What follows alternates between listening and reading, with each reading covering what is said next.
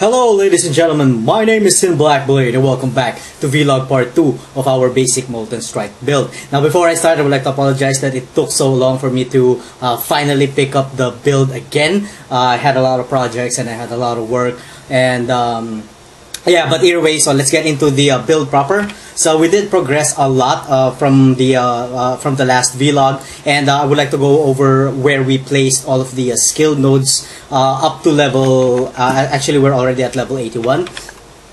So with the remaining skill points, we've gotten evasion and life nodes over here, finishing up with another evasion with the evasion and life from the ranger skill tree, because that allows that gives us a 12% to our 12 plus 12 to our maximum life and 18% increase to our evasion rating. Since we are going to be using the iron reflexes, the evasion rating from all of these skill nodes will help boost our armor overall. And of course, on top over here, we did finish getting all of these damage or physical damage skill nodes from the shadow skill tree, ending with physical damage and life. Again, the 15% increased physical damage and the plus 12 to our maximum life will help in the overall build, since we are trying to make our build partially tanky and with a decent amount,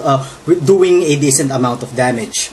Now currently, hold on. All right, so let's before we go to the gear, let's go over the build real quick. We did start from the Duelist, and we've gotten some physical damage and life nodes over here. We've got all of the evasion, armor, and life nodes over here.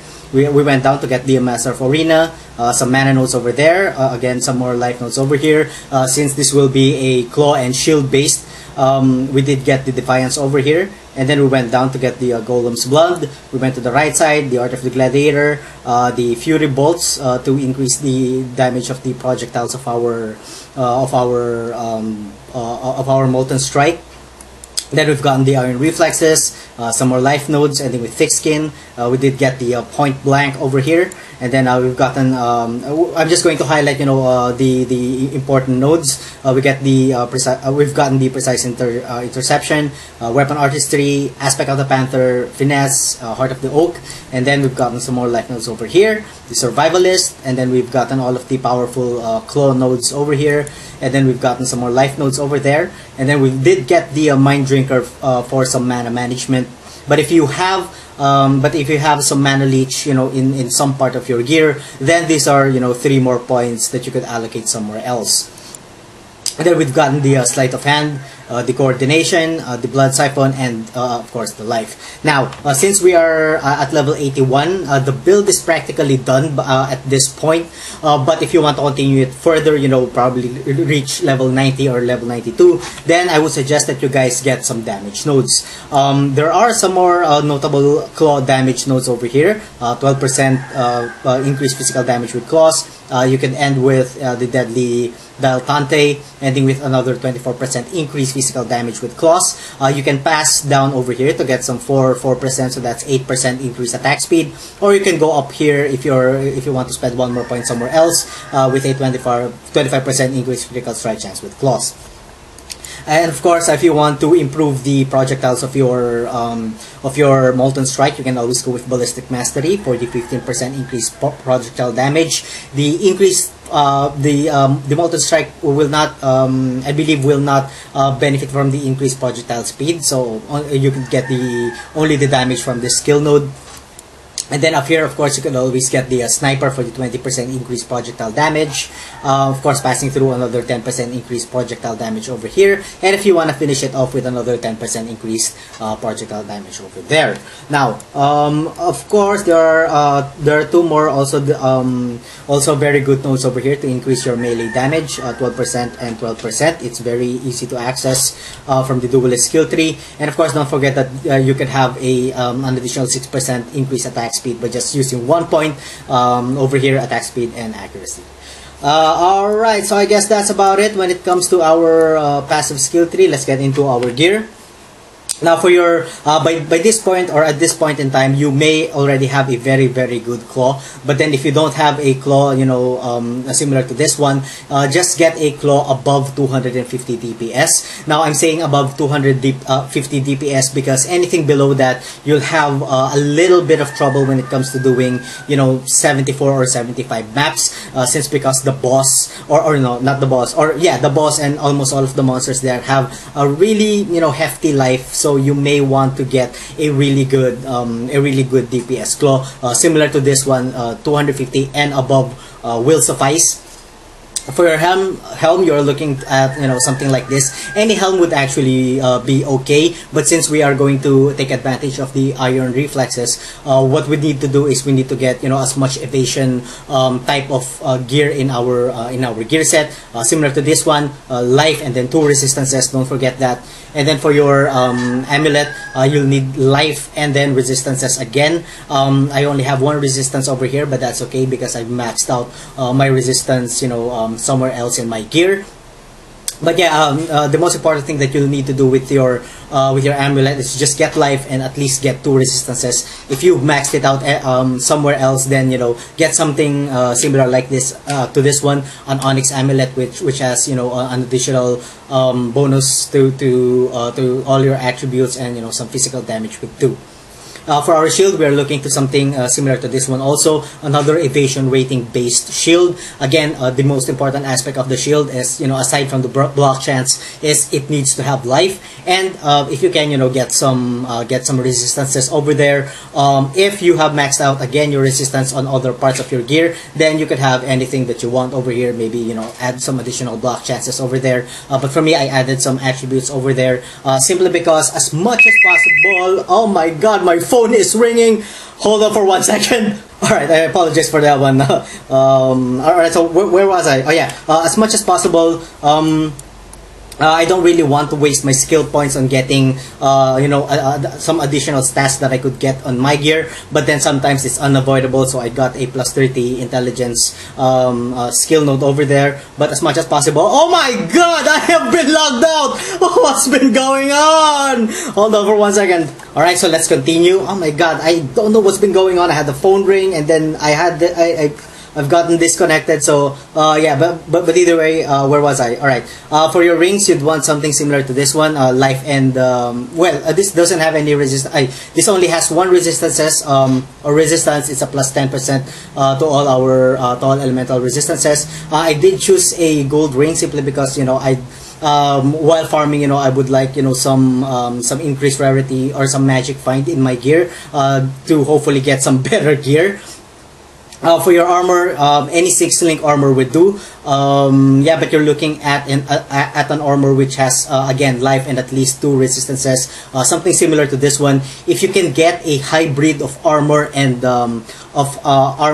evasion type of armor, then go ahead and do it. But then again, this is the only, or one of the 2 only 6-link armor that I currently have. For your other ring, again, life and then at least 2 resistances. A good 2-stone ring will be a good place to start re-rolling for some life and then resistances, simply because that you are already getting a bonus of 2 resistances with any 2-stone type of ring. For your gloves, you're looking at something similar to this one. Pay no attention to the 12% increased attack speed and the added lightning damage, because our priority is to survive. So what you'll need there is life and then 2 resistances. But if you could get some additional bonus or any damage bonus, that would be a great addition to the overall build as well. Of course, for our belt, we're going to be using a rustic sash belt, similar to this one. Life and the 2 resistances. Any other stat there will be tertiary bonus to the gear. But the most important part that you guys should get is life and then resistances. For your boots, again, you're looking at something similar to this one. Life, 3 resistances and movement speed. The resistances doesn't necessarily have to be 3. Even if your resistances on your boots are only 2, that would be sufficient enough. Alright, so I guess I've discussed everything. What's connected, again, we are going to be using a 6-link armor over here. What's connected to our Molten Strike will be fire penetration, multi-strike, faster attacks, lesser multiple projectiles, and concentrated effect. Now, if you don't want, if you feel like you're already doing damage, or if you don't like the LMP that much, then I suggest that you add, added fire damage. But for the last skill gem, there's no really other choice other than concentrated effect, because the 67% more area damage, is a lot of damage that the fireballs from the Molten Strike will do. For other skill gems, we are going to be using the typical combination of CWDT, Enduring Cry, Increased Duration, and Immortal Call. For auras, we are going to be using Grace with Herald of Thunder and Herald of Ice, connected of course to reduced mana. For our curse, we are going to be using the Elemental Weakness. Since we are doing a three type of elemental damage, I thought that Elemental Weakness would be a good curse for this build, attached to CWDT and increased area of effect. If you want to cast the CWDT, what I mean is you could have the option to cast the CWDT, the Elemental Weakness, what am I saying? The Elemental Weakness manually, if you guys would choose to go that route.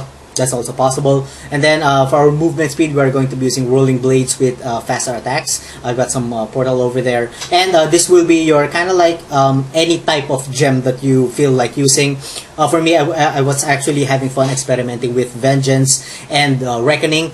Both of them are attached to Blind.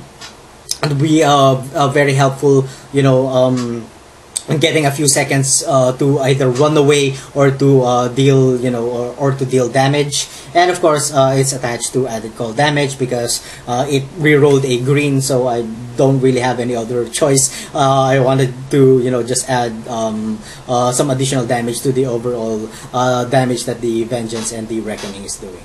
Alright, so let's get into our let's get into our stats. Our Molten Strike is already doing 7.7k DPS. That is of course with the Herald of Ice and Herald of Thunder on. Yeah, not much to discuss over there. I believe that we could get this one up, the DPS up once we get, into further levels. If we get some more melee damage nodes over there, some clone nodes over here, or this will not actually, the projectile damage is not actually displaying. I think this is just the melee part of the skill tree. For our defenses, our armor is at 12.2k with an estimated physical damage reduction of 54%. Now, when we activate our granite, that bumps up to an estimated physical damage reduction of 61% and 16.6k. All of our stats is maxed and capped out except for our chaos resistance. Our life regeneration is at 160.1 and our overall life is at 5k. Yeah, so we managed to reach 5k life even though I killed every single bandits on the bandit quest. I didn't get the oak quest wherein he'd give you plus 40 to your life, so I didn't get that one, but we managed to reach 5k nonetheless. Right, so I've talked enough. What else am I supposed to talk about? I guess I've talked about everything. The gold ring is of course not necessary if you want. Again, I would strongly suggest that you guys get a 2-stone ring, because having a 2-stone ring would help you a lot in balancing your resistances and at the same time your life, so that you could get any other bonus damage or whatever on other parts of your gear. All right, so we are going to be doing a level 70 graveyard map. As you can see, the stats are pretty common for somebody who's actually just leveling up a character. 32% monster pack size and 30% monster physical damage reduction. Now with the 30% physical damage reduction, it may take us some time to actually kill Merveil, but let's go ahead and kill and try. All right, here we go. You don't really want to go there immediately. So you'd really want to at least pick off some of her, initial minions. Come on, hey, Slaughter Knight, I want that. come on down over here. Oh, okay, I think she noticed us. Okay, let's do this. Oh no, wait! Oh god damn it!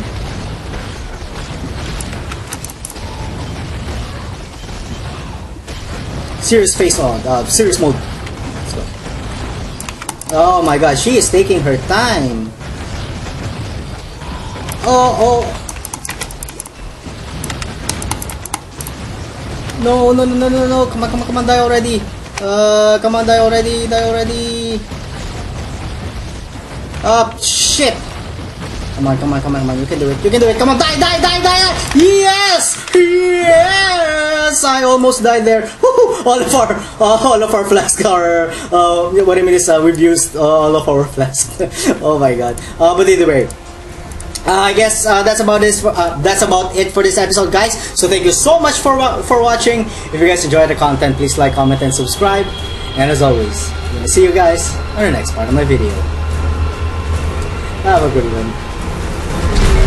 This looks bossy. Yeah, alright, okay, so that is the boss right there. I just saw it. That's the boss. Oh, and he's dead. What, are you kidding me? The rest of her minions hit so hard